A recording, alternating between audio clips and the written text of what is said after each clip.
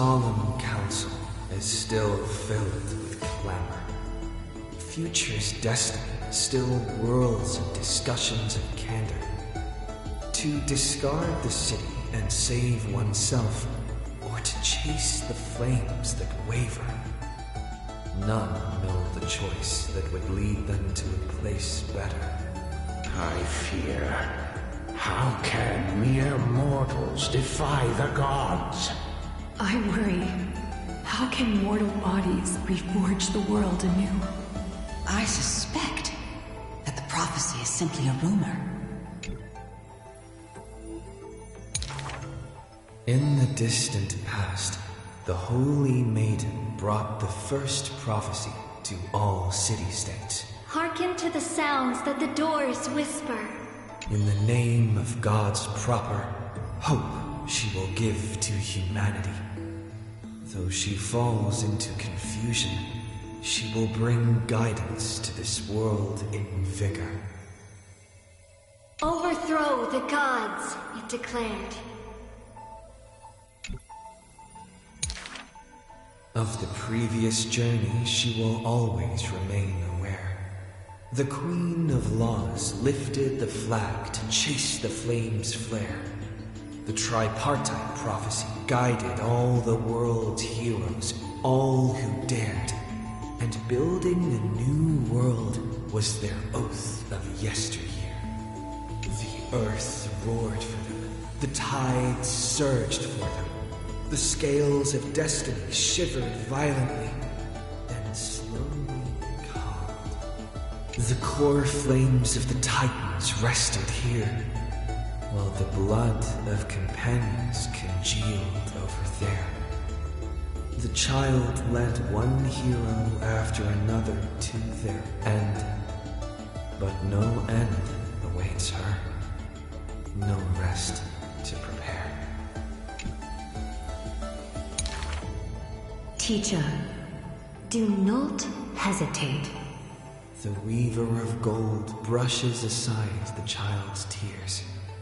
The world still walks on the path you indicate.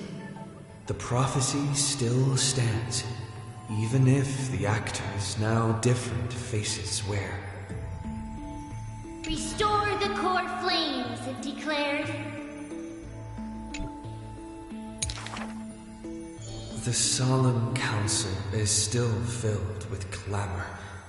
Future's destiny still whirls in discussions of candor. To stop right there and seek peace, or to continue a work still unfinished. None know the choice that would lead them to a place better. Stop! We only wish to live life as it is. No more. Cease! Our achievements already stand tall. Rest up! We only wish to live in peace and prosperity. The discussions today are the same as those in times past. Retreating now will forever deny us the future. The child has already conquered her confusion and fear. No longer before the mists of fate will she cower. Hearken to the sounds that the doors whisper. She travels through myriad passages, burning with determination to once again bring light to humans through her endeavor. The children fly into the streets, wishing to encourage the residents' faith. Please, be not afraid. We will definitely bring you to a new home. Lady Trudy, Lady Trian, please, don't cry. Do not worry. We trust you always. The matron wipes away the tears on the children's faces. The praying ones piously bless them in faith. The lost ones take the children's hands, just as the prophecy guides their path. Bear the divine authority, it declared. Quiet Trinan has little to say. Lively Trianne loves to play, and well-behaved Treevee roams around all day. The people's encouragement rings sincere. The Chrysos heir's companionship lasts through the years, and Mother's embrace warms up every dream. Thus the child understands.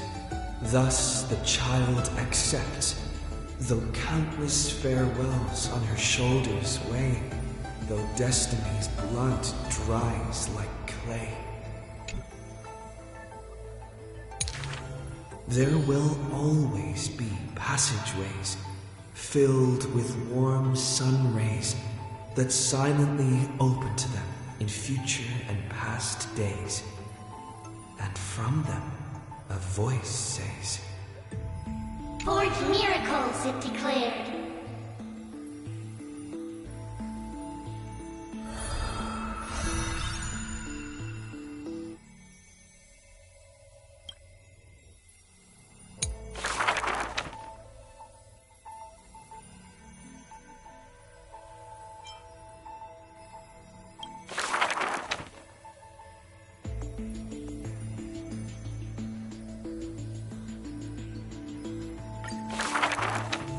Who would win?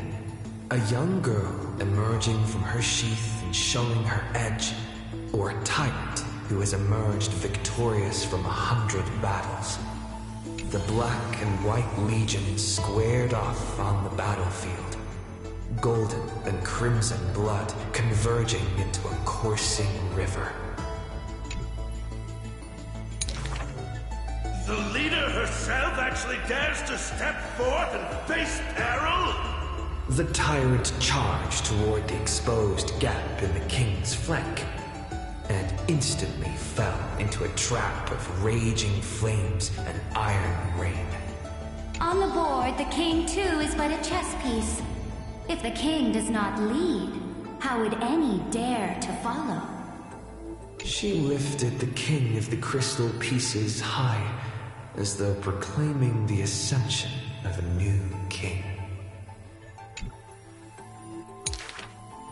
Who would win?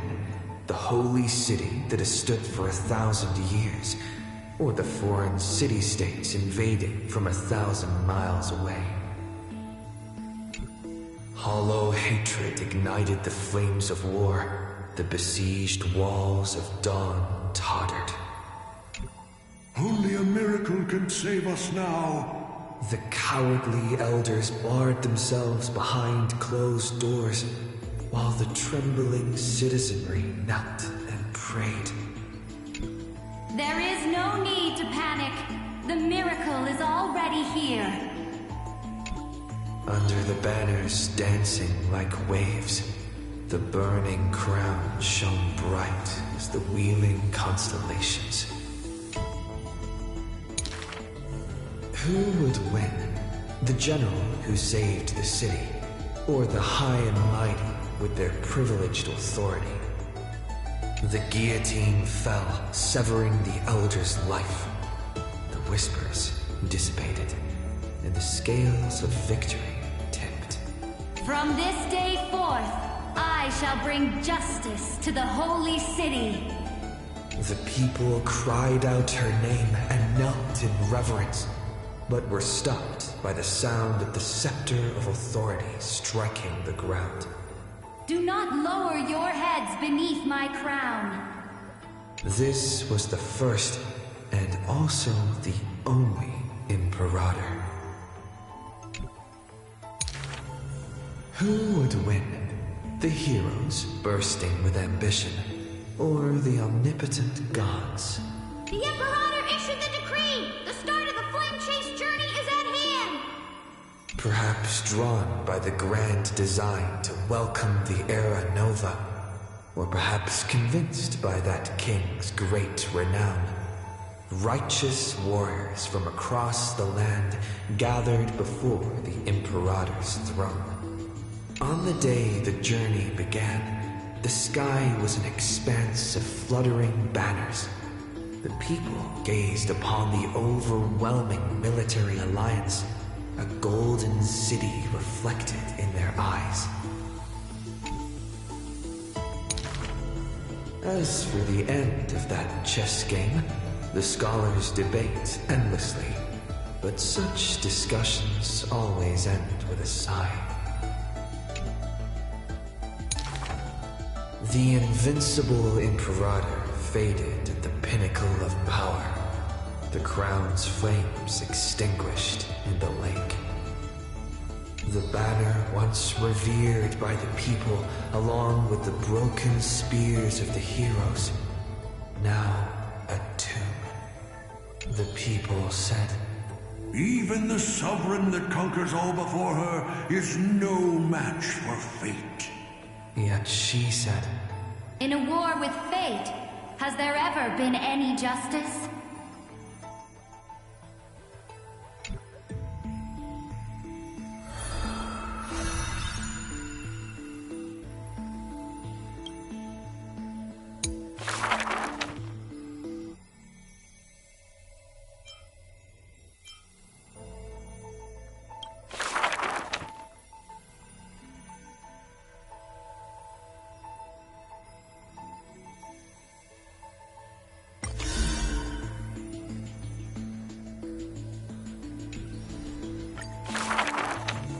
The gates of the Temple of the Three Fates gently open on the day of prayer, and the crowd crouched, whispering like the tide. The priests of Janus listen to the prophecies. The unwavering axis of the scales of Talantin maintains balance, and only Oryx remains silent. Mother, teach me how to answer prayers. The Titan tasked with time is as perplexed as a child. Don't be scared. Please don't be afraid. A familiar voice rings out. Listen carefully. The future they want is in the past. Like the first light of the morning star. Really? In the past? The child sank into a peaceful slumber of recollection, whispering revelations in their sleep. Until the masses crying out amidst the flames of war were swept away by the sounds of sharp swords locking, the fires of ambition incinerating the law.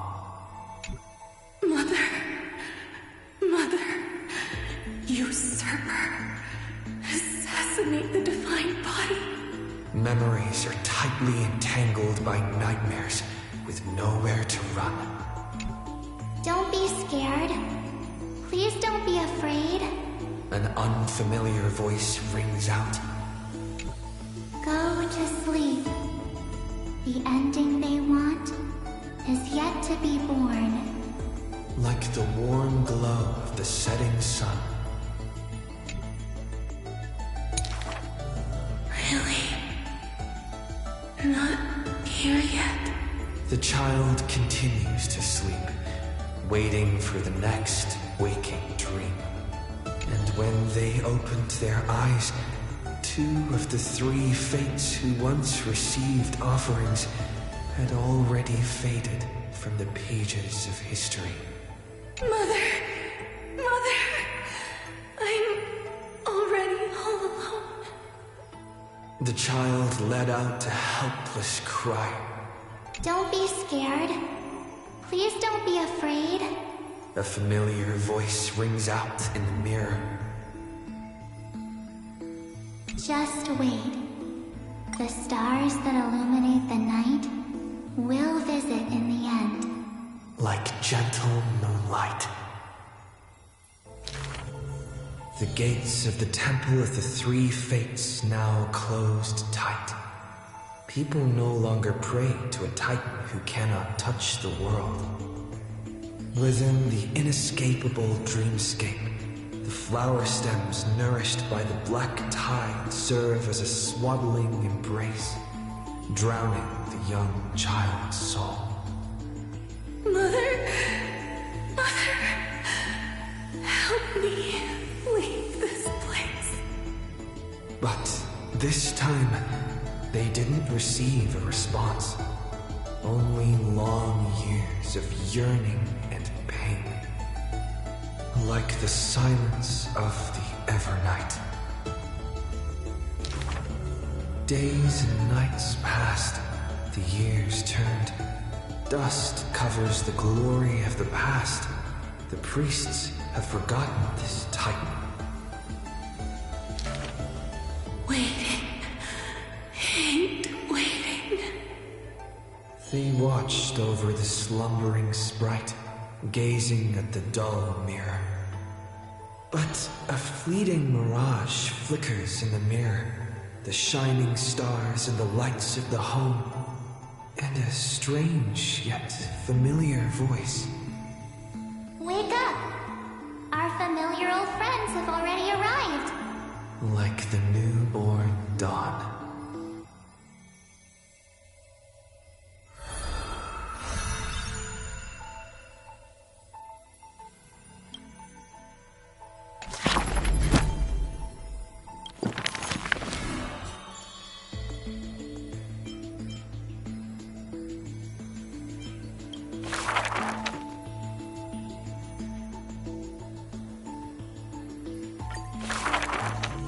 The ancient chaos was shrouded in silence and shadow.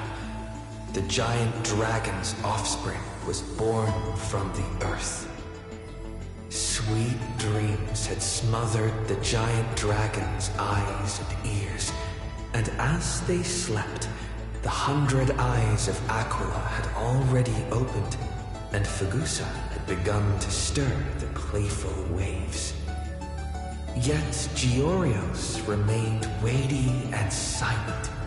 Layer upon layer of peaks enveloped the dragon, cradling them in a bed more grand than any in existence. The giant dragons spent their childhood in darkness. From the moment their bleary eyes blinked open from haze of slumber, they hungered to feast on crude iron and drink deep of molten lava. Until one day they raised their head and with a low, guttural voice pleaded to glimpse light. The Titan lifted them up by their ribs, slowly raising them. The dragon's spine sliced through the strata of rock, cutting open the soil.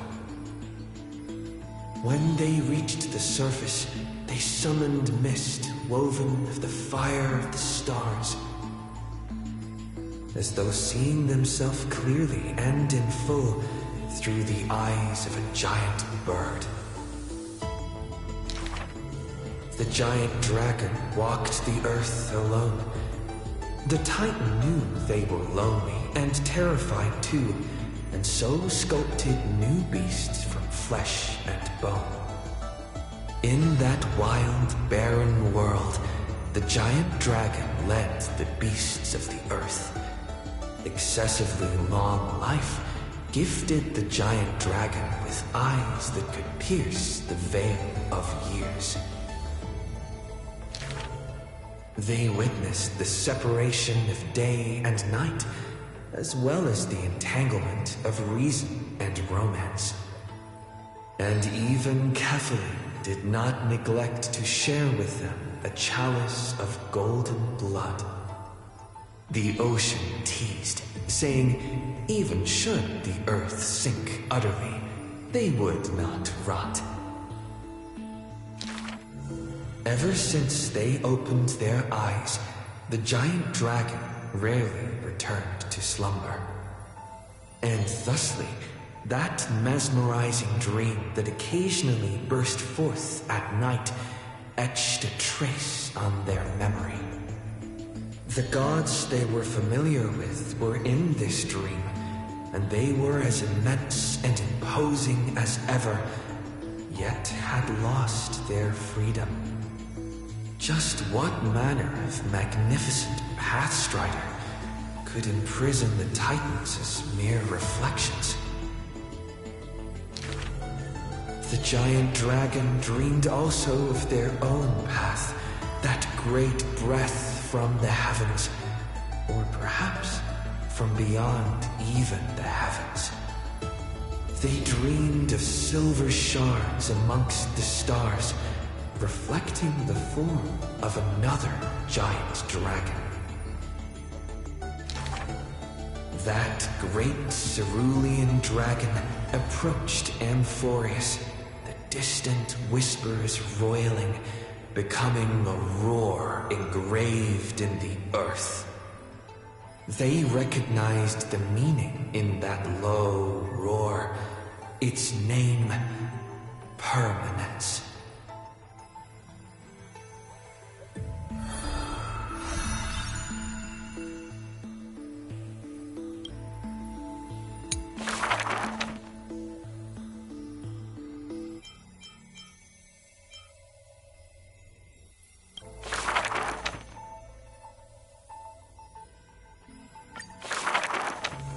The black tide that blotted out the sky surrounded the city walls, the soldiers manning the walls, battered from battle. Melodious chords of music were suddenly heard. A single swordmaster had overcome the waves of enemies. The song flowed from betwixt the blades, breaking through formations as a dorsal fin cleaving the waves. When the last wicked beast finally fell, shattered into pieces amidst the sword's dance, the frost blade bore no trace of blood. The legions of heroes under my command are as vast as the sea, yet lack a formidable sword banner. The commander extended a hand, inviting the musician to join. Should a fish separated from its school glimpse a faint glow, it will swim toward the light. The swordmaster clasped the commander's hand, as though gently grasping the hilt of a keen blade. When the spray of her waves extinguished the fires of war from the holy city, a golden name was engraved upon the stone pillars. The former commander burned the crown to become king.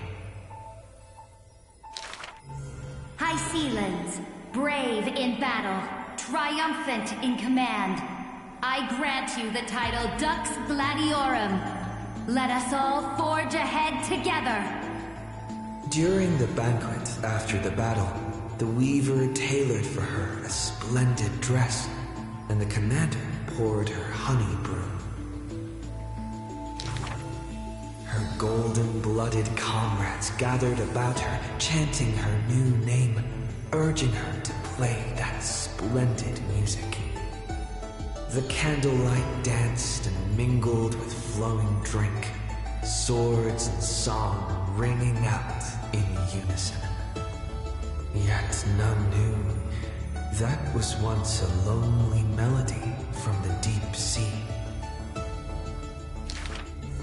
The music of revelry continued for a long time, until the whispers of conspiracies were buried in the songs, until the roars of lethal struggle shattered the music. Legend holds that they who bear the weight of a pillar shall one day return to where it stands. Those who tug at the earth shall end amongst the mountains. Those who sow dawn and dusk shall remain eternal in the sky. And she would once again return to the pitch-black sea. And she would once again sing her music alone. The bountiful ocean, with the banquets of bygone days, stir as futile bubbles at the bottom of a glass. Many years later, The song once played by that swordmaster was played by future generations in the holy city. The people knew the demigod of the seas was still a noble captain. She possessed peerless swordsmanship and a song that is passed down through the ages. It was just that she had long since vanished.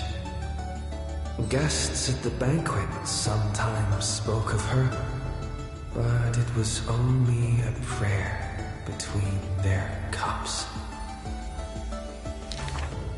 High ceilings, melody of the waves, bless our night that we may drink deep and dance till dawn.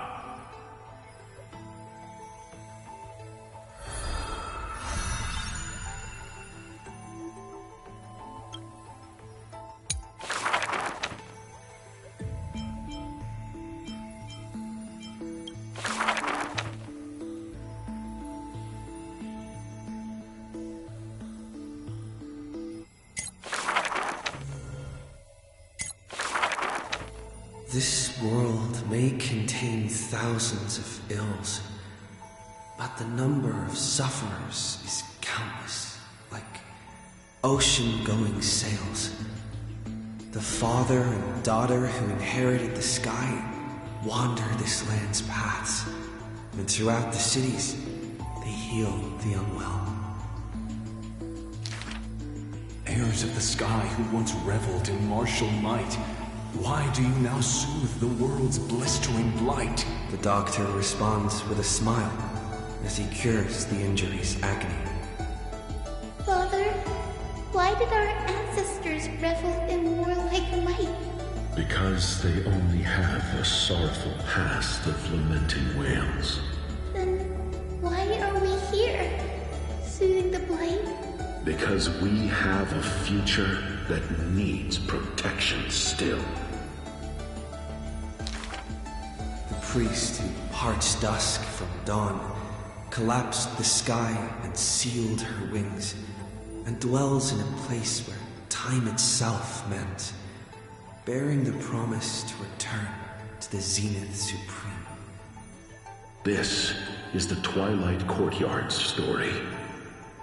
And the father tells his daughter the tale of their line, next to the bonfire lit in the wilderness where winds pine. Though he had told this story many times before, the light in the girl's eyes still shines. Maybe I will return to the sky one day. Or maybe that is not to be your fate. The blessings of the sky were passed down through generations of their heirs. The brawn of the titan who molded stars granted a boon fitting and fair. Perhaps the girl with heroic blood in her veins will be accompanied by thunderbolts and the sun's merciless glare. Childishly, she recited the words, Oh, sky, heed my wishes. and thunder and heat did not descend. She only saw a sliver of gentle, warm flare, wiping away mortal exhaustion and others' tired airs. What a gentle blessing. All said that she must be a savior saint, bringing light to the land, even if faint. But where the girl's eyes often gazed was the wine-dark sky, gloomy and bleak. The god is also sick. That grand longing to save the world may be no more than the girl's feeble dream. But her father treated it as his greatest treasure and taught her all the ways of potions and creams. That girl therefore always accompanied the gentle master of healing and repair. And she brought glowing faint light to the night, dispelling pains mending the world's pitchy blight. Father and daughter often rested in the silent courtyard under the giant tree. Yet today, at that place, only one solitary figure can be seen. On that night, the healer spoke to a visitor throughout the night. On that morning, he bid farewell to his daughter for the first time. He will heal the ill at a faraway place where the end of days approaches and no family of his should follow.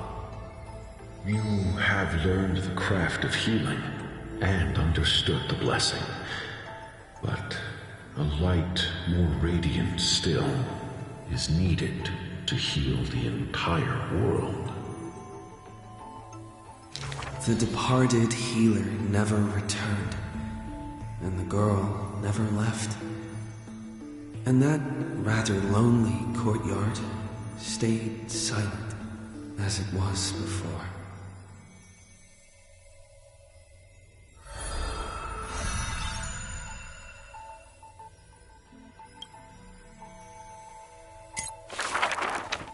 A good student who often did stupid things, Was the assessment from the lotophagist sage. An excellent healer who fails at all scholarly means. Was the assessment from the noticed sage. A shining child who also burns away her own life's rays. Was the assessment from the erythrocaramist sage. A fool who was always wreathed in smiles, while drowning in a weighty and pitiful dream. Was the assessment from the Nusporist sage.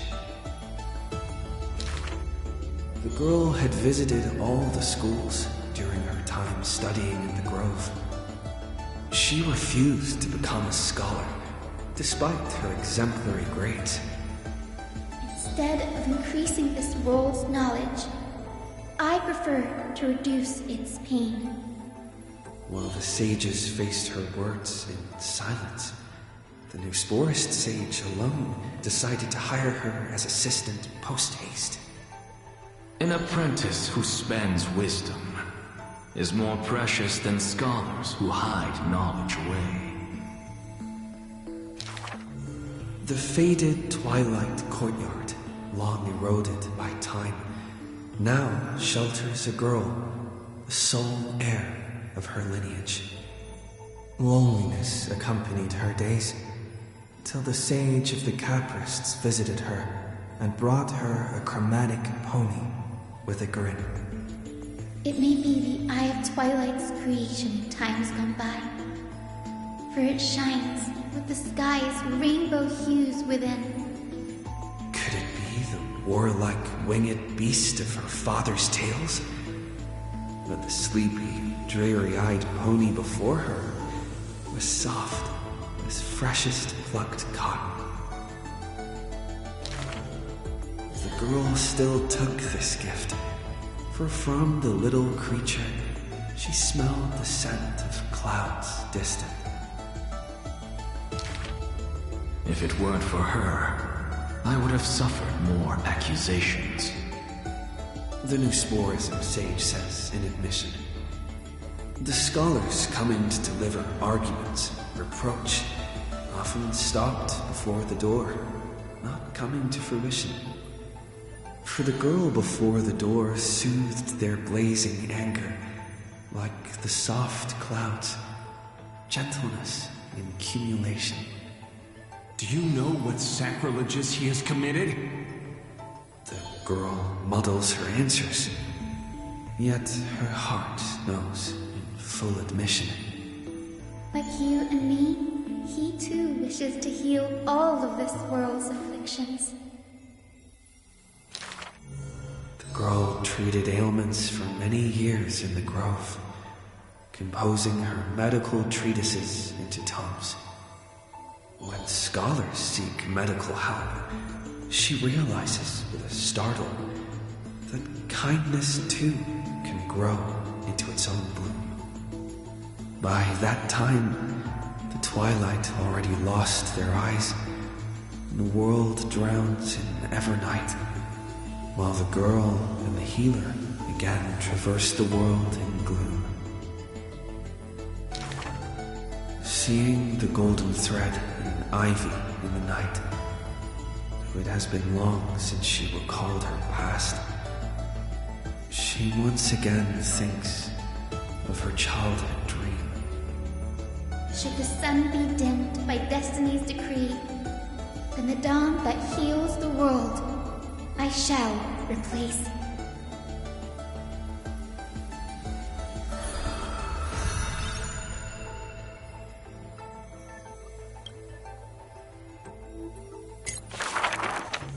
On that day, the dawn promised by the Sky Father shattered in haste as the black tide surged, breaking through the walls with relentless grace. In a quaint yet exquisite courtyard, two bitter foes meet at journey's end, their fates entwined in fate's regard. With no escape, no road behind, they trade a weary smile in kind. Together they gaze at the heavens of fire. If I can ever see the faint light again and stay alive. Then, Outlander Nemesis, you I will forgive. Not long ago, as the romantic demigod closed her eyes, the girl bottled her tears in sorrow and once more opened the dim-lit garden wide. Two figures step into the courtyard's gate. A general of criminals, her body torn, by vengeance bound, by fury swayed. A noble of the holy city, once wrapped in gold, now haunted by a fate betrayed. A simple injury, or so the girl believed, yet the two women met with scorn, their words like blades. Because their children fled in love's embrace, while bloodied pasts left scars in place. A feud unbroken by countless years, a chasm carved by blood and spears. This was a sickness beyond the girl's touch. Just do your duty as a healer, girl. Family feuds are like sunlight and storm clouds. They cannot mend. At last, the girl saw it clear. The courtyard's birth, in days of yore, was born to mend the rift of dusk and dawn. Then I will make every effort to have you cast aside your difference in this faint light. Before long, the general's wounds were healed, and the noble's worries gently repealed. Yet when their gazes met once more, the loathing within remained unswayed. The girl then spoke the tale of her skykin, of a grandmother's sacrifice, a father's flight from within, of ancestors who descended, leaving their feud behind. Their hands in hers, she held them tight, yet flames of hatred burned too bright. She did not waver or despair. She just smiled and gazed upon the sky. I will use my own fate to prove to you. The courtyard, once bright, lay steeped in night. Hanging blossoms and wind chimes all swallowed by the black tide. The general raised her spear for the noble's sake, while the noble whispered prayers for the general, gentle as a lake. If I can ever see the faint light again and stay alive. Then, Outlander Nemesis, you I will forgive. The death they awaited never came. Instead, a cascade of colors fell from the heavens, simply there, protecting them both. The sky still burned, dark and low, yet her words lingered, a gentle ember refusing to fade. I will use my own fate to prove to you. Day and night can be mended, and so can hatred be undone.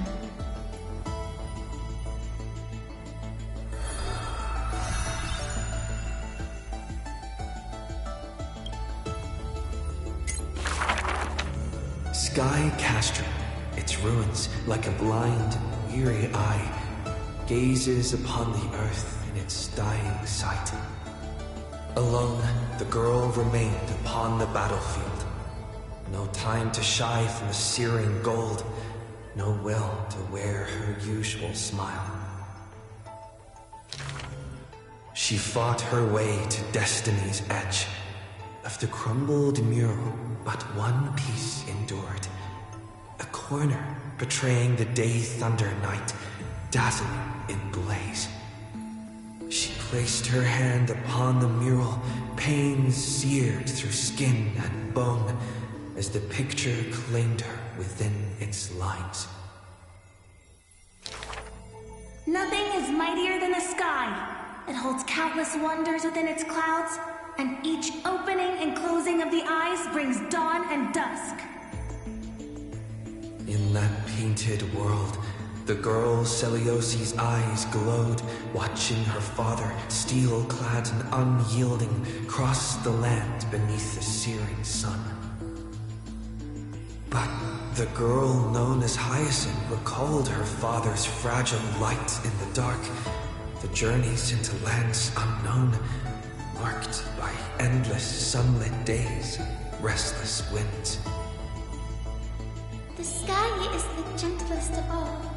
It watches over all things with compassion, showering them with soft rain and morning light. And yet, the sky remains so cold. It witnesses believers tear each other apart. And still it cowardly flees from all responsibility. Within the frame of that image, the one called Celiosi bore fury in her gaze, her golden blood trailing as she turned from home, sharpening arrowheads beneath the wide and barren sky.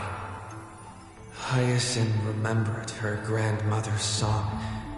She recalled her prayer to Aquila before her grandmother's journey, and how bitterness followed her to an unknown land. But the sky is so lonely too. Forever distant from the world beneath, it watches every sorrow, unable to intervene. No. The sky must be merciless.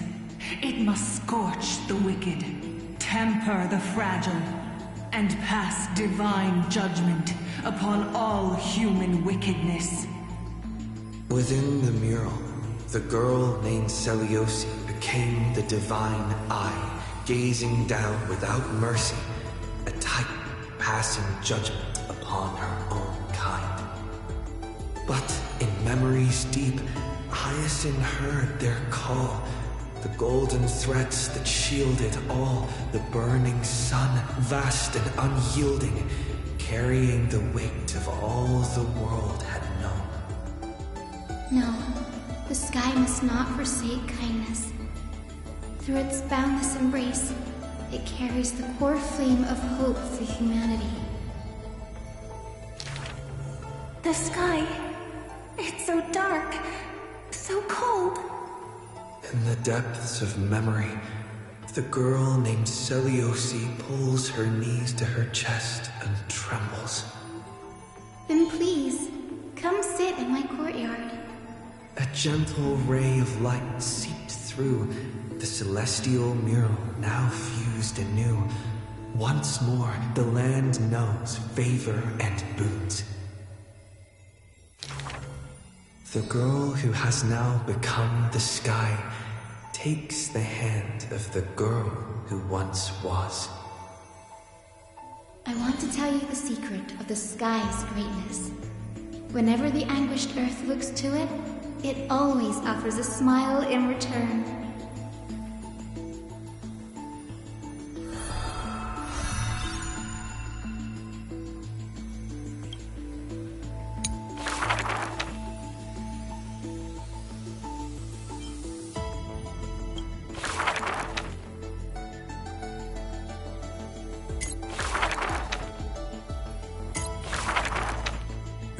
swords here. Only farming tools. Facing the ambitious boy, the shopkeeper kindly explained. Even a rake would do. Let its worth be judged by the verses I compose with it. Many days later, the wounded child stood upon the scorched earth, and silently he buried the ruined tool. For that was his first sword. And on the day that the black tide came, he broke the shackles of fate with that weapon true. Let go of my beard, you white-haired rascal! No! Fine! You win, okay? That was the first victory claimed by the boy, a victory often mentioned in later years, and yet he never treated it with shame. I understood something thanks to his beard. The others hold their breath, waiting for his thoughts, but he only gives out one response. The victor must stay focused, and success will come when you work on nothing else. Those words became the foundation of his existence. Knowledge is also a power used to smite. While studying at the Grove of Epiphany, he etched this into his heart. So he devoured thousands of books, skimming through to glean the martial powers of might. But unenlightened wisdom is merely dust, and when the next calamity approaches, all he recalled is flight. Thus, his books are always worn into shreds, for each book was read endlessly till he remembered every detail slight. When first arriving at the holy city, he was no more skilled than a soldier, except his ambition. Even the deliverer from the sky must have their beginnings in the soil of the nations. The elders in the holy city scorned, casting him into barracks in derision. But none expected this new recruit of unknown history made his name in one mission. Some asked him, which teacher caused such improvement? He answers with countless names, including the Inquirer's own. Only one who treats the world as their teacher can bear its eventual destiny. Those with golden blood are bound to succeed. The golden heroes are born as gods, beloved. Such words echo in the man's mind, yet he knows glory is not where the journey begins. He misses the buried rake, worshipped the enemy with the long beard, mended his tattered books, and polished the barracks' dust-covered gear. What forges a hero is not destiny from above, but the long journey that follows. Now he stands here and looks back, and his past twists into a winding path. The long road to the sky stretches ahead, and towards the blazing white sun, he pens down Deliverance's name.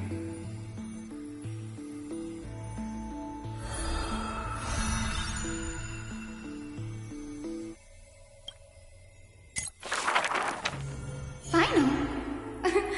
Perhaps you're more suited to being a teacher's assistant. There were once those who misunderstood his alias.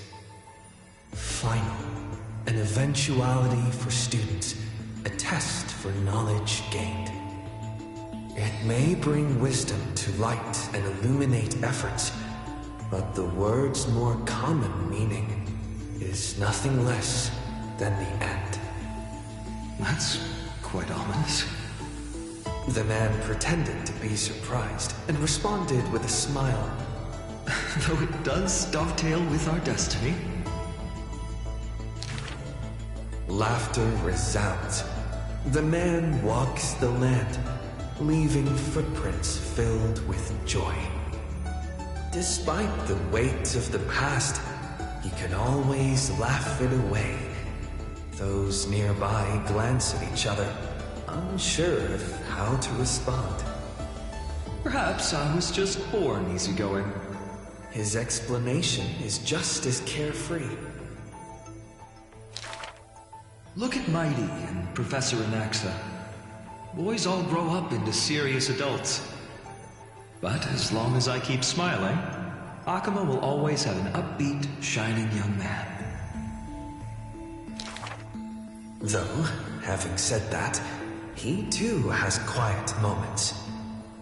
Each time he gazed long toward the coming dawn, a smile remained fixed on his lips, paying no mind to anything else. His eyes were painted with the azure of the sky, gaze fixed on the titan bearing the world. I was just imagining. He explained his own trance in a comment. Kefali too was once in mortal flesh and raiment. Now, when the man comes with sword in hand, there is no need to doubt he will swiftly win victory. But his smile is pure. Ever since the start of the journey, he is still called a youth in this story. Youth is always ambitious, with lofty goals, but it seems that in the man's heart, only the wishes of others are held. Apart from the ideal of deliverance, what do you have left? The golden-haired friend once asked him so. He remained silent. Then, as he was wont to do, he simply smiled. As long as I don't ask for too much, everything will unfold as desired. In Amphorius, untitled statues are a prevalent sight. As for the inspiration behind these statues, they are said to be the clay figures that Kefali made at the world's creation. They made clay figures in their likeness, bestowed upon them the breath of life, and allowed the golden divinity of their blood to course through. Thus, the very first mortals roamed the earth, receiving the god's mercy while realizing the sorrows of this world. But that sorrow was, in the end, only the sorrow of the world. Nobody ever cared what lay behind the smile, what the clay figure thought.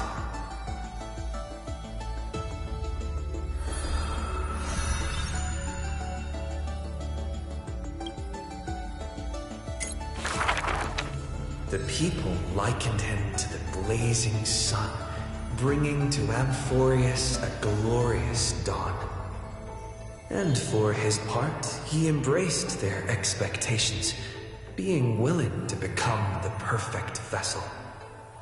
Like that god who shouldered the world, the man never cried or frowned. Yet he is not proud of his resolve, for sometimes he even avoids the funerals of the departed, only out of fear that he cannot cry for those in pain. He once sought out emotions of sorrow and walked with the lowliest of people. Henceforth, your misfortune shall be my misfortune. Responsibly and diligently, he protected all for the people, living in dilapidated cottages, sitting on aged stools, subsisting on nuts and fruit, beset by hunger and cold. The people thanked him for his grace, like a hearth warming winter nights. The man's presence dispelled the cold, leaving warmth with promises of morrow. Whence does his warmth come from? None ask. The man gradually perceives his true nature, but he dares not speak.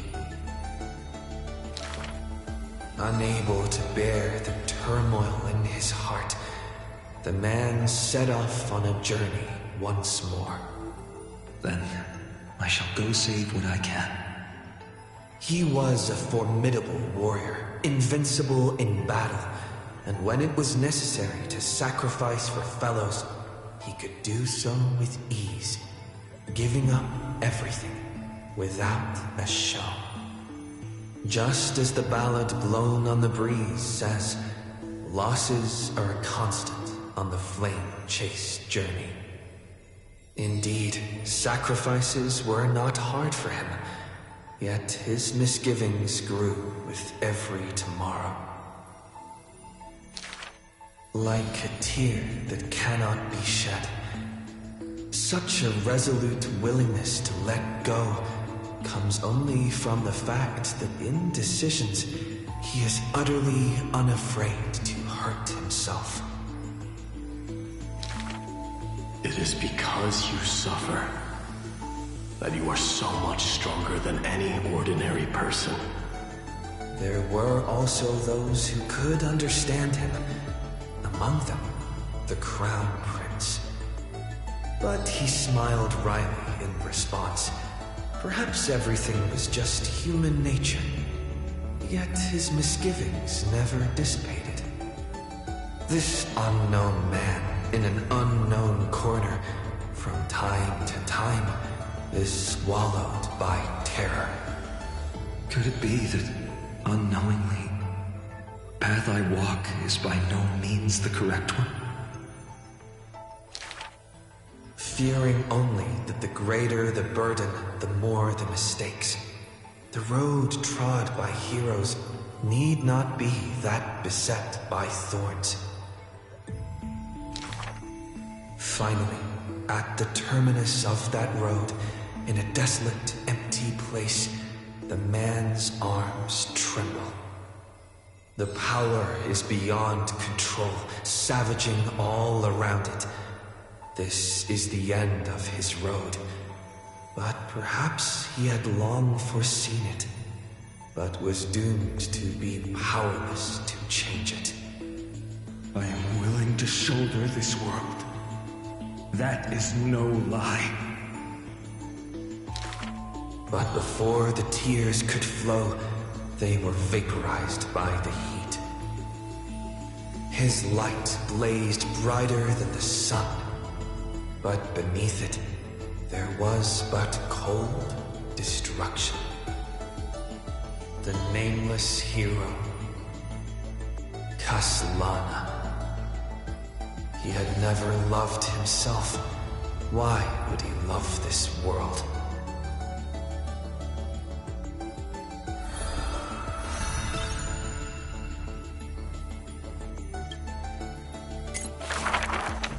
A gust of wind will one day sweep past, wiping away all of the man's tracks. Nearly every footprint was stamped full of the fury that filled him. That humble youth faded away with the flames into yesterday. The first ray of light to pierce the long night was brought by the burning man, but the body that bore the weight of the world was forged by the fires of wrath.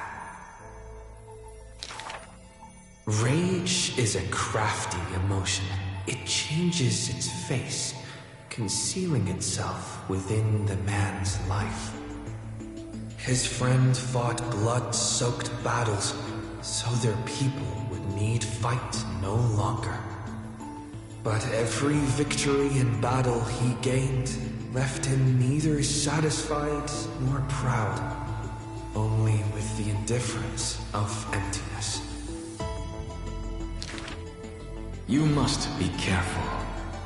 Duty does not drive you to wield your blade, but hate. His teacher kindly reminded him thus. And behind that hatred, you seem to desire the destruction of the self. But what about his joy? Was that too merely a phony disguise? He who once laughed amidst the crowd, day after day, as though it were second nature. No, even though he knew not the meaning of love, that happy past was not a lie someone wove. But now, even those memories have melted into fury. His hatred is such that he cannot hold on to what he cherishes, though all is precious to him.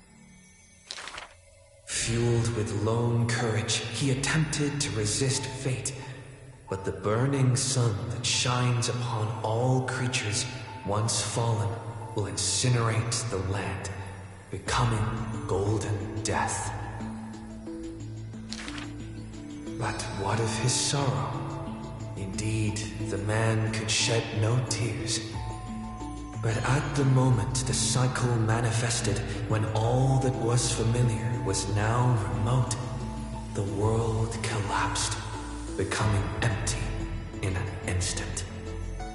But the stabbing pain in the man's heart, was it but the residual warmth of his wraths? The truth no longer important, the man simply took another step forward.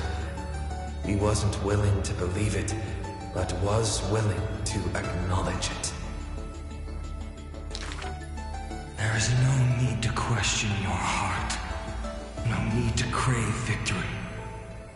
If I am born to be a vessel of sin, then I shall roar at evil, and together with it burn. In the endless cycles, there were some moments when the man felt everything dissolve like a dream. In that dream, he would awaken again and become once more that boy who loved to laugh.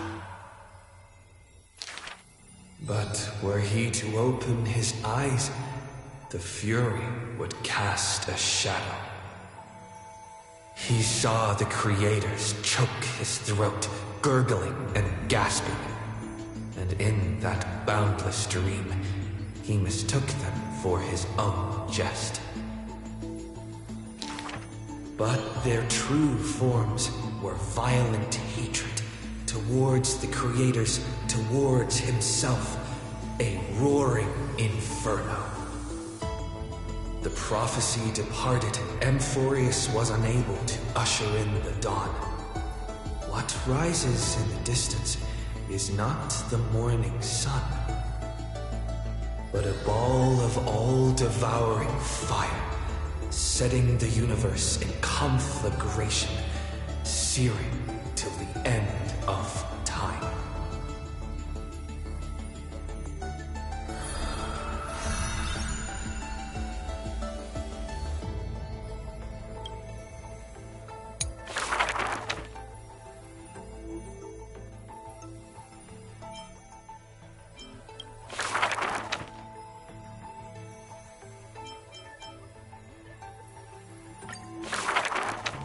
On the day that the grove fell, he accepted his defeat and demise, as if embracing truth and heresy.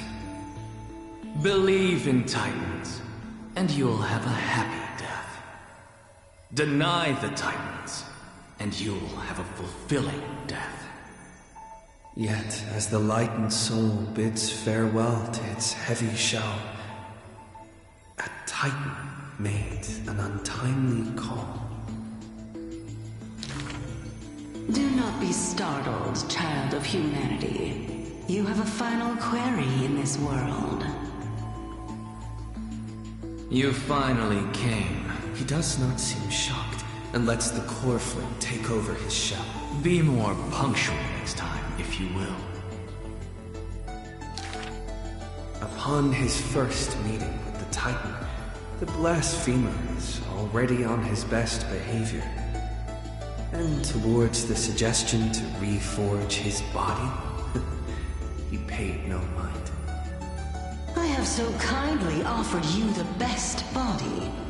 So why do you insist upon your mortal imperfection? The scholar replies in candor. Only by retaining the various flaws can my humanity be preserved in rigor.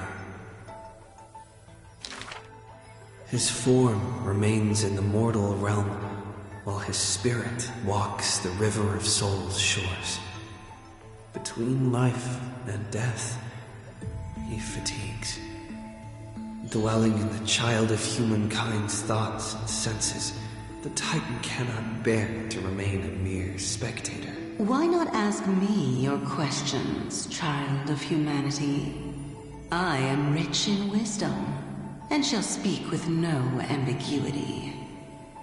As though an unspoken pact, the scholar asked the god about all things, feigning a humble quest for knowledge. Do you treat me just as a way to answer questions? A mere machine? The Titan got what they asked for. You should thank me, for good questions are rarer than good answers.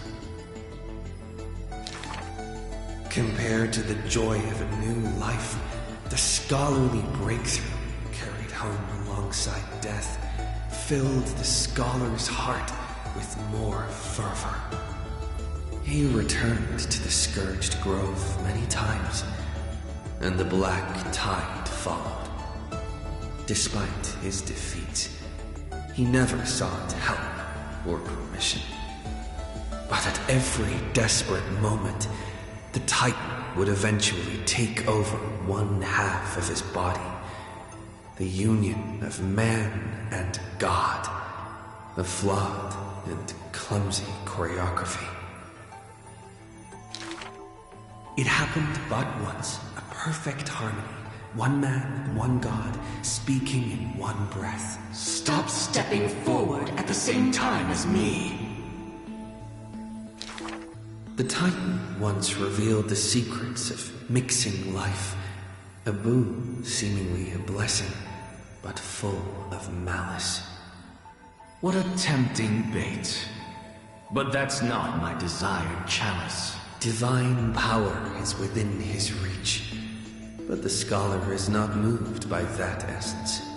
This long and abnormal temptation is also a trial of elevation, for the sage can achieve all things, but shortcuts alone he abhors with silence.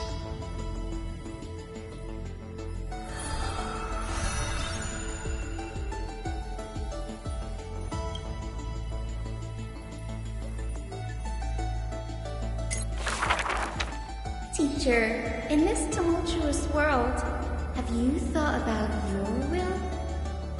It was just a joke, but the scholar, still at the grove, answered with extreme caution. He has much to say about his posthumous affairs, exhausting all, fearing the smallest omission. Teacher, could it be that you fear death? The assistant asks in concern. It was a question needed, yet he gave no direct reply. Philosophy is the inquiry into death, and I have always considered myself a philosopher. The assistant recounts all of the scholar's final wishes, each mighty as a mountain, asking what seemed impossible. The tombstone must be made of my treasured rare stones, carved with Dromus patterns. But that stone is a miracle of alchemy, tough beyond measure. No chisel could have shaken. That's also his plan. The assistant softly reveals the hidden plot. He hopes that instead of shedding tears over his death, we will find it in us to smile, even in a moment of sorrow. It's rumored that in the depths of the grove, the scholar left a teaching ingenium, imitating himself to the utmost detail. Go back. The living have not exhausted their thoughts. Go back. The dead have no desire to teach their works. The ingenium's words are cold and detached, like the deceased man himself. But if you have no one to talk to, fine. You can sit and converse. Now, the grove is no longer bustling, and the scholar has returned to dust. Thus, few in this world now know how he was also troubled by solitude in life. Someone once suggested, Perhaps your ambition should also find its place among your final wishes. Pointless notion. He dismissed in derision. Unveiling the countenance of the gods is a task for the living. Perhaps that is his haughty position. Such a melancholy topic, yet he insists on feigning a twist, avoiding it altogether. Perhaps these chapters should not be retained. Most are from the scholar's handwritten draft, shown without his permission. Yet there seems to be a voice there in remonstration. It's just the past. What harm is there in revelation? Even in passing, his hubris still resounds in reverberation. The smaller a thing is, the more it shows its weight. The more foolish my name is, the more glory my achievements will be in comparison.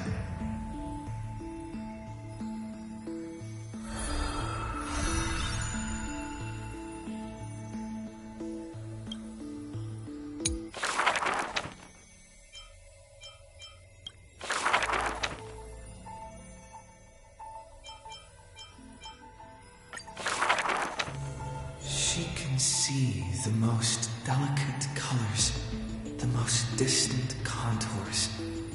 She can see the most secret desires, and through the most perfect liars. But being able to see everything is the same as seeing nothing. Countless mirages and cacophony surround her with stimuli plenty, casting her into another kind of blindness overwhelming. So she soaks herself in the bath and lets her golden thread go beyond the palace. When the water drops on the thread vibrate and shiver, she closes her eyes and listens to the echoes silently. She hears how a mother's feet were wounded for treading over too many stones, and is soaking her feet in the hot water bath. She hears children playing next to the pools, and someone is saying loudly, I heard that the Golden Goddess also likes to visit the baths. She is used to bathing alone at the start of the hours of lucid or parting. Her golden hair spread in the water like a throne, like the scattered golden threads, wrapping her again in a cocoon. Giannis's holy maiden silently walks over, scooping up water to wash the weaver's hair, as if cleansing the bough of a laurel tree. That is when the one who sees the core flame finally knows there's no difference between a demigod and a true deity.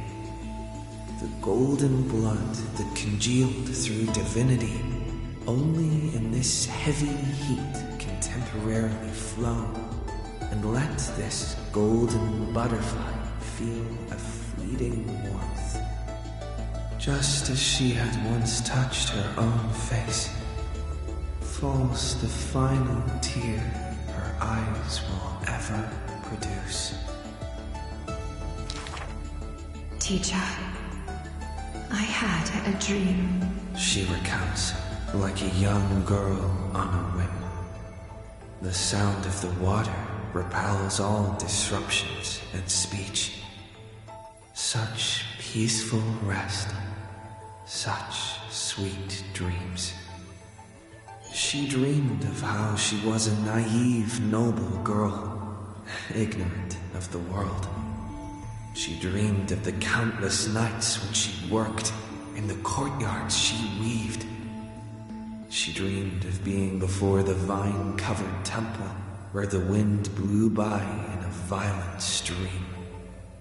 Lastly, she dreamed of the prophecy that she heeded, how the ancient sound came through the 1,000 waves and could not be heard clearly in her dream.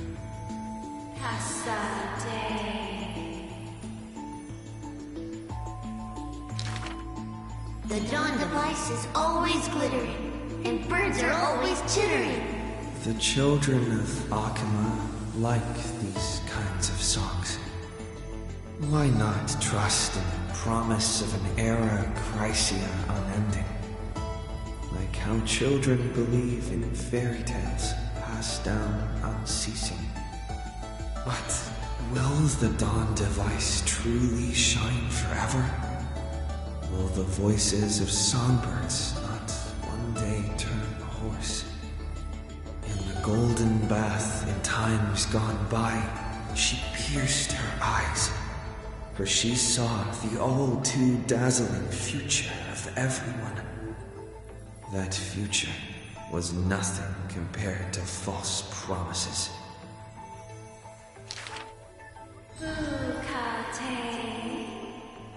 The gods have already determined her destiny and her passing.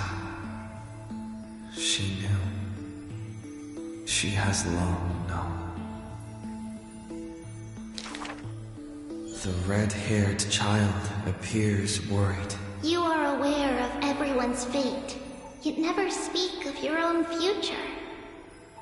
The child who passes along the prophecy understands that to lay such a heavy weight on one person is comparable to the dawn the world bearing Titan's shoulders. There's only one future for silken threads. That is, to weave magnificent clothes for others. She takes the children's hands, inviting them into the pools, intending to use warm water to wash away their concerns. Yes, before the toll of the bell that announces the hour, before the meeting to judge the flame chase begins. Do not waste the rare good dreams, or the languid waves, warm as tears. She mutters as destiny slumbers in her arms. The one that wears this elegant attire in the future must bear the weight of the silk threads.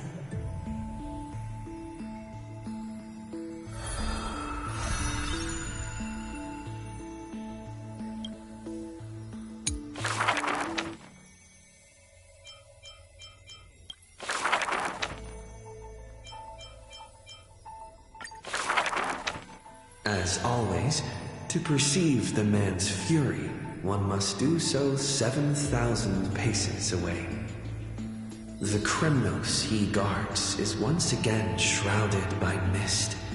Rust, blood, and fire are the ceremonial ode to the demigod.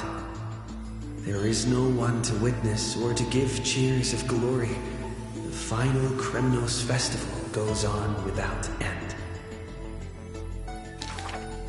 The victor shall embrace death and silence, and his glory will only be remembered by the defeated array. For that man, laws and seals no longer have meaning. War and battle never cease for a single minute, each passing day indistinguishable, morning and night entwined. The corpses pile up, filling ravines, forming mountains strong. He carved time with peak's edge and counted the fleeting years by fires of war. Sometimes the lion would climb to the hilltop to look down on the world and search for friends in longing. The distant heavens and earth stretched vast and boundless, but their endlessness felt ever more remote. Like Nikador, he cannot escape Magnus's clutches. Guarding the city alone and embroiled in war, the murmurs of the black tide constantly sound in his ears.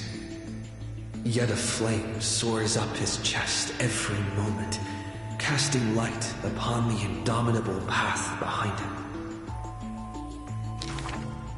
Memories seal the echoes of the past as the man strides into battle, fists clenched fast. He is the wound this world must bear, the new king before whom old gods despair. As stated in Idonia's poems, humans are born with eyes closed to accustom to this world's light, and their sight fades in old age to reacquaint with night's anthems. But the man did not bow to the decay of time, rejecting the lure of death's call. With each return from the brink of death, his eyes burn with fury, fixed upon his foes, until everything suddenly faded away, like a surging black tide swallowing all into nothingness. The world dissipates in the roiling black tide's requiem. Even the lion will one day die, a departure with no way back. With a sudden fall, his pierced chest hits the ground, and slowly flowing into the underworld is his golden blood, departing his system.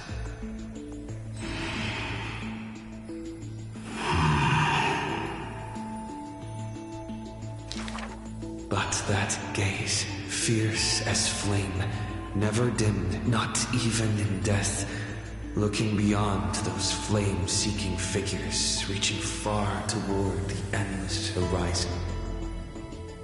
In the morrow sky, the stars will chant, the lone king of Kremnos is called Mighty. His journey was one of ceaseless, eternal warfare, and behind him, he left a world ablaze with glory.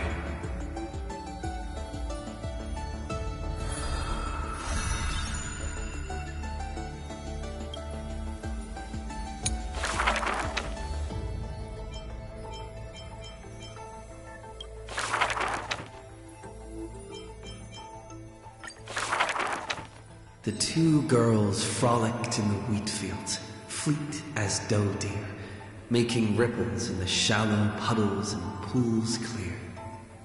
As dusk approaches, the exhausted girls collapse over the wheat heaps, talking about their longings and dreams of literature, love, and a journey through a world dear. Oh, Sky, slow your closing gaze. How I want to keep this moment in my hands forevermore. On that day, the breeze was warm and gentle. At that time, death was soft and fair. The broken-winged butterfly falls by the window, bringing with it a scent of melancholy. The girl looks outside, golden wheat fields rolled endlessly, stretching to the horizon.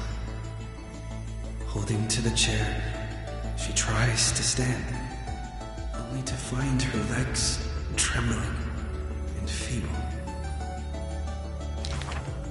Don't worry, Alexia. Her older sister whispers beside her ear, and on her sister's shoulder, the girl weeps mournfully. And time thus becomes silent, painted with sighs only. When hearing the healer's diagnosis, the girl remained deathly still. Her eyes were already drained of tears, and her heart a wilted grave.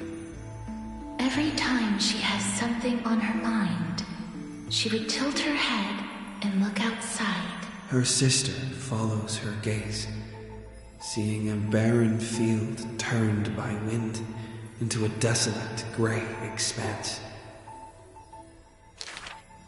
Till one day, when the girl looks outside, she sees a dash of dark blue, most brave.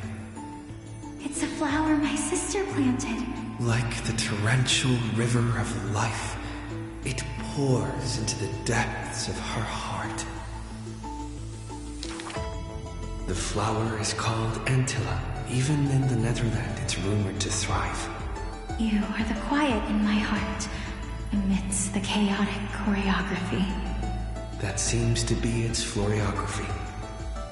When the days are warm, the sister would take the girl on long journeys through the flower fields, gazing upon rivers, napping amongst the grove, a discussion hardy. After I die, I want to become an Antilla flower and become the quietness in your soul. A thoughtless word from the girl gains her a wrapping on her forehead most dainty. Do not speak of dusk when you have yet to see the dawn. Dew drops from the petals as wind pulls on the leaves, and the two of them sit in quietude.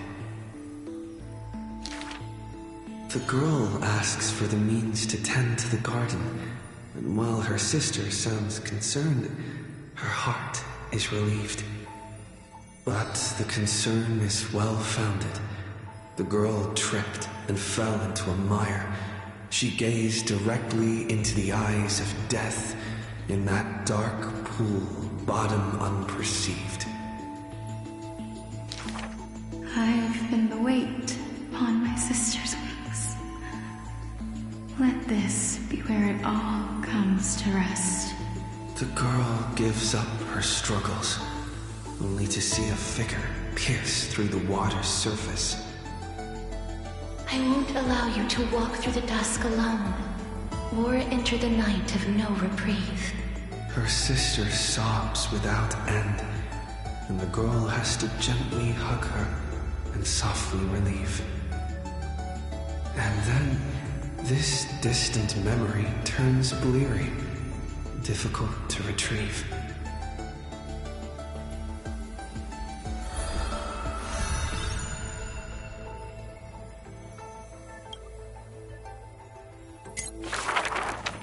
The river of souls flows to the other side, wrapped in the land's night.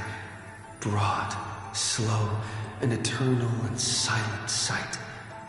It belongs to all in this world that has life, all of which flows downstream, converging as one.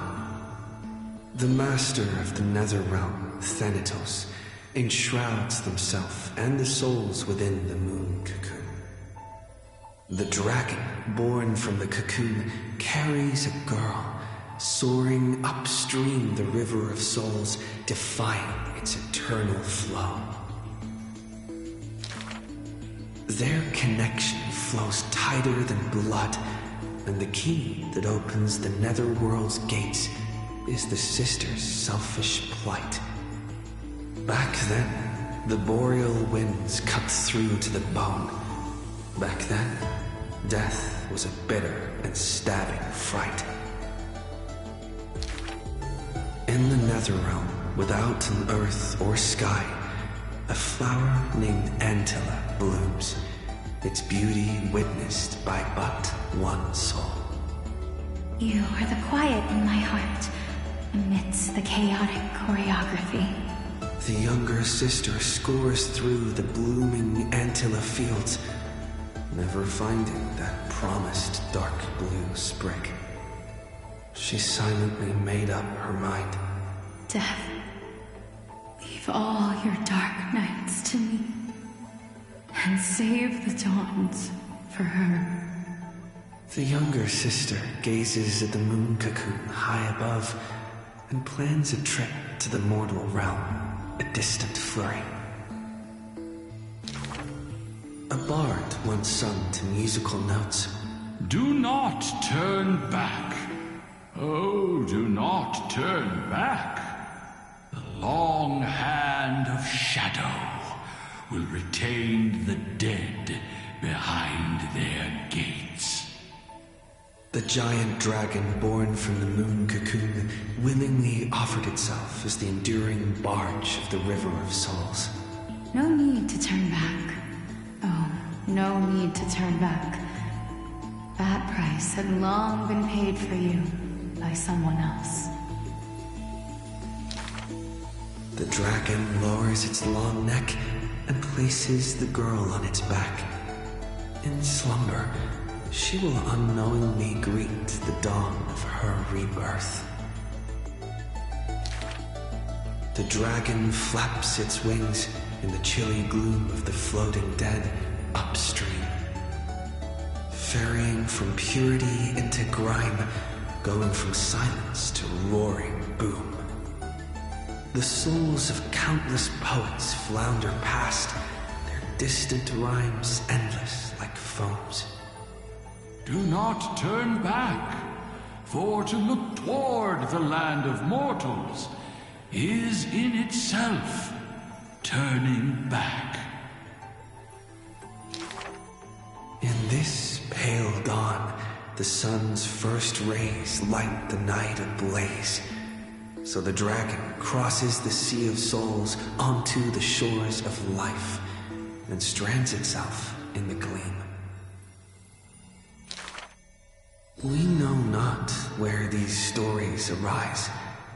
They are scattered across the shallows with the waves.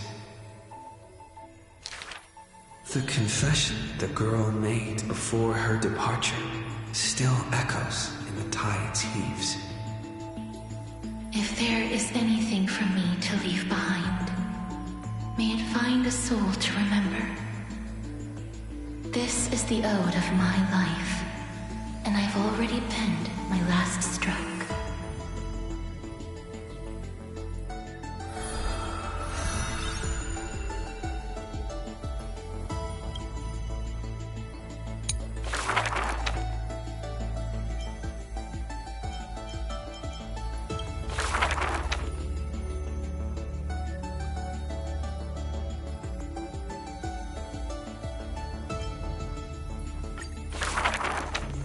In Dolos' suburbs, in a tiny weaving workshop, the silk-weaving old woman busies herself within as her smart child wanders outside on a whim. The silk pours from the loom, some bright as the dawn, some dark as the night. The woman had lived her whole life in poverty, yet through her business, she never deceives. Good child, listen to me. Never lie and speak deceit, for people like you only do to honesty. The girl smiles and nods, but her heart is drawn to the boundless desires of the bustling streets. And the grandmother is unaware that her handmade white dress has been stained by the mud of conceit. Madam, what is a bundle of white silk's price? Sir, only 2,000 balance coins. An honest price tag can only meager profit obtain. If we keep selling cloth like this, we'll stay poor The girl complains to her grandmother while sprouting countless plots and petty tricks. The woman smiles and does not reply, only weaving with night-shaded silk a suave hooded robe for her little spark. Why don't you take some of our goods and go into the city tomorrow to try out those pranks? The mesmerizing, moneyed charm of Dolo City turns minds and tongues into a whirlwind of confusion. Even the girl who prided herself on sharp ears and a clever tongue could not contend with the myriad of shifting faces before her. She returns penniless and furiously seethes. I vow to the god of thieves that I will eventually empty those people's pockets. Smiling, her grandmother stops her silk work and offers some dinner with humble dish. Silly child, don't let Titans hear such vows and promises. Yet when the moon rises, a magnificent pin graces the old lady's pale locks. The girl smiles at the old woman, now stunned in shock. I actually did return with some cash. The brilliance adorning her white hair drew all eyes, and its proud original owner arrived to stake their claim. The bet that the girl won with a brilliant trick is described as a thief's loot through lying schemes. The old woman, in her panic, shouldered the blame, confirming a sin that was but a fabrication. By Dolos's laws, we must also execute all her family! To protect the girl, the old woman reveals the final secret unseen. She's not my family, but just an orphan picked from the street on a whim. People thought this to be a lie, but the girl knows her grandmother cannot deceive, just like how she always glossed over questions about parents and kin. Your parents went to a city-state far away. The girl never bothered to unravel the threadbare lie.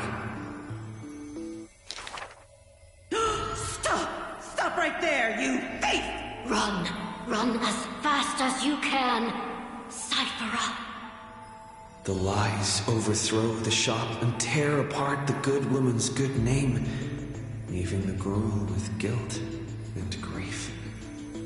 The hearth of her home was a lie, doused by another conceit. But if her sleight of hand had better skill, would it have made that fire burn forever? The girl pulls down the hood and sinks into the starless dark. I vow to the god of thieves. And from that day, she never left empty-handed, her words woven with deceit. However, back then the girl did not realize that the people did not covet one simple pin, but the golden blood flowing beneath her skin.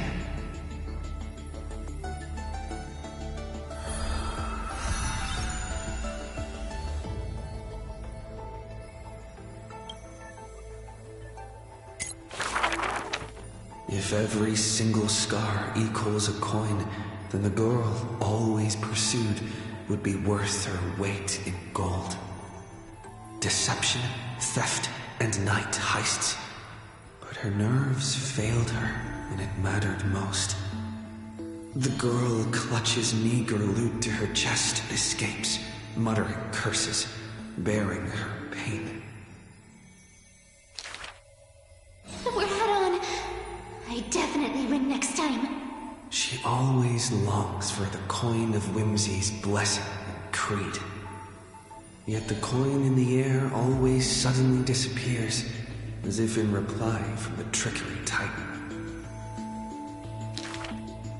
Day and night flow, and the thief's star makes circles across the sky, while time molds the girl into an adult.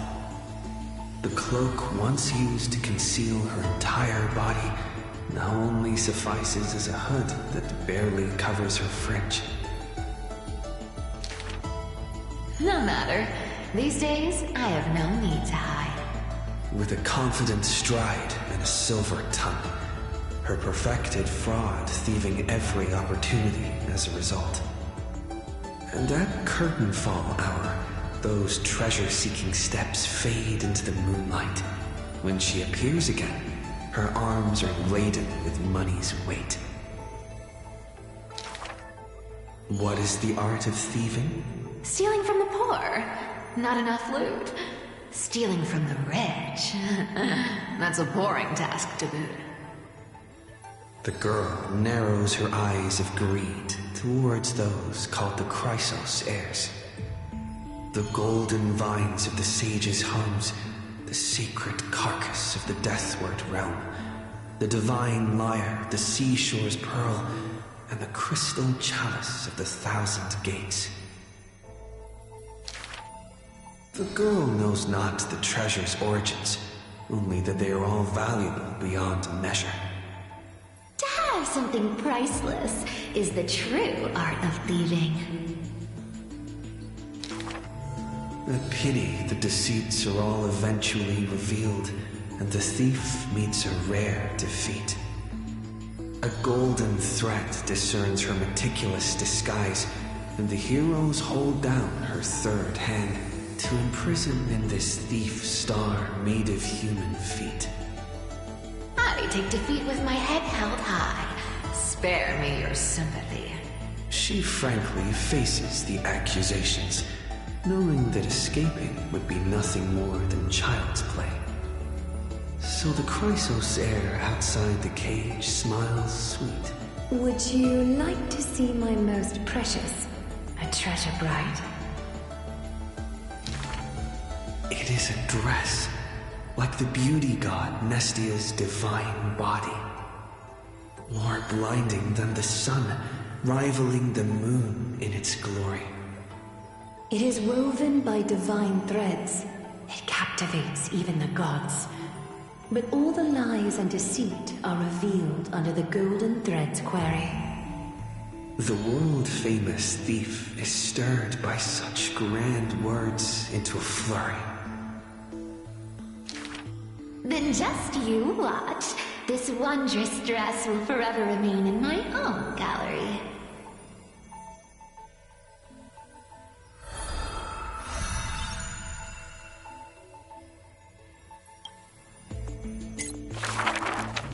This is an age of ruin. The Chrysos War ignites once more, while Zagreus' taunts ripple through the city streets. This is also an age of splendor. 300 thieves spring forth from Dolos, each scheming to conceal the truth from prying eyes, robbing the rich to give succor to the poor. Every one of them deceives gods and men alike, righteous and valiant. The flame-chased journey has been cut short midway, yet the girl pounds her chest at the gold weaver, not afraid. The core flame of trickery is near. If now isn't the time to risk it all, then when? The prophecy reveals the Titan's trail. Golden threads bind the fleeing god of thieves.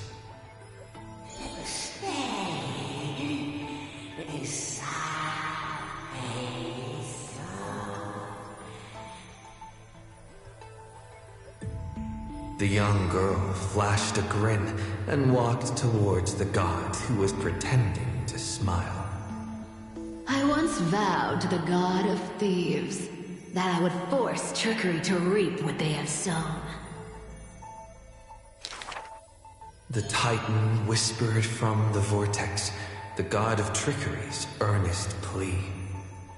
They made a promise to the girl who entered the trial, that the whole world would be bathed in light, no more lies and deceit.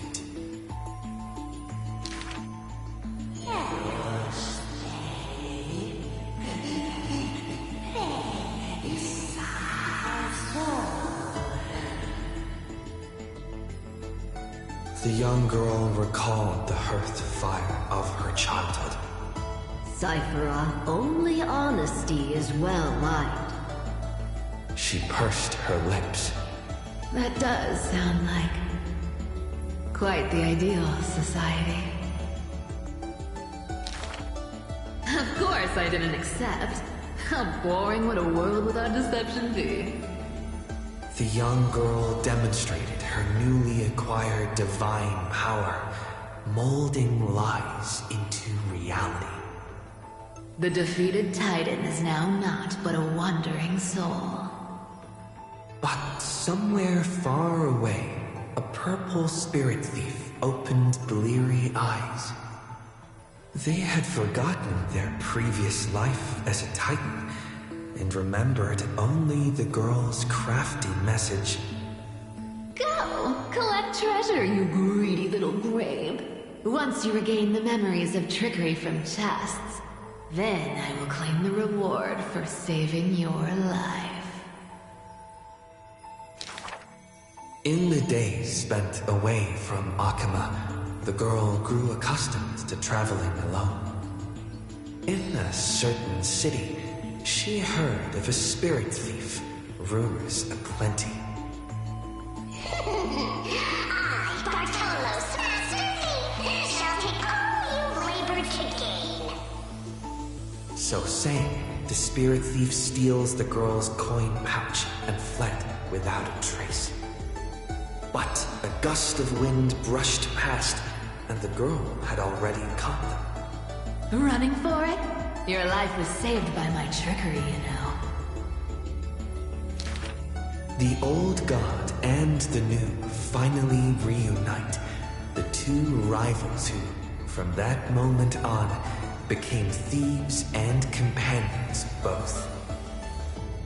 It's just that the spirit thief's companion was always scaring them. Hey, the fish in the River of Souls are starving, you know.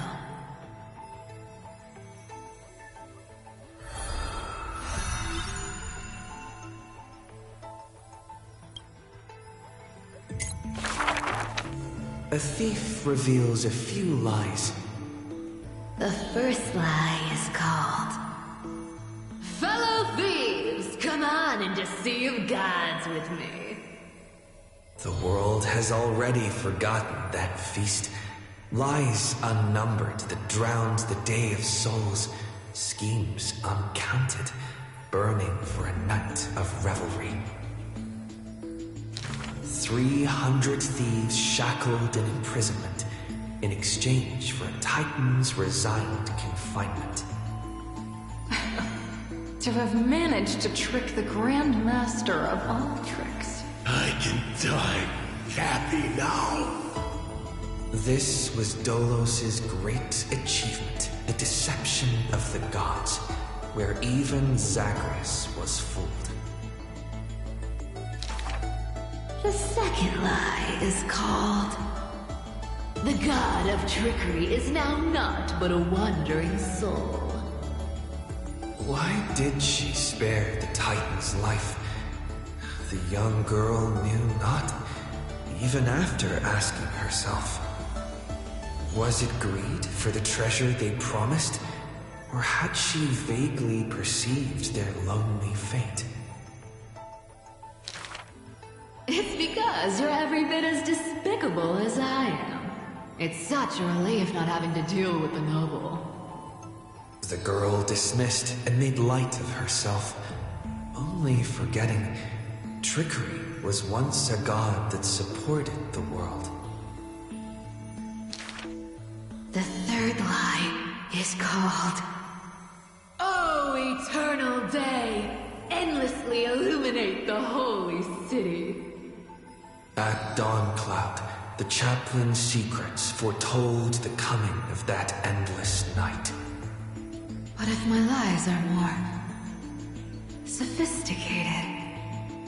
Can the dawn last forever? No end in sight?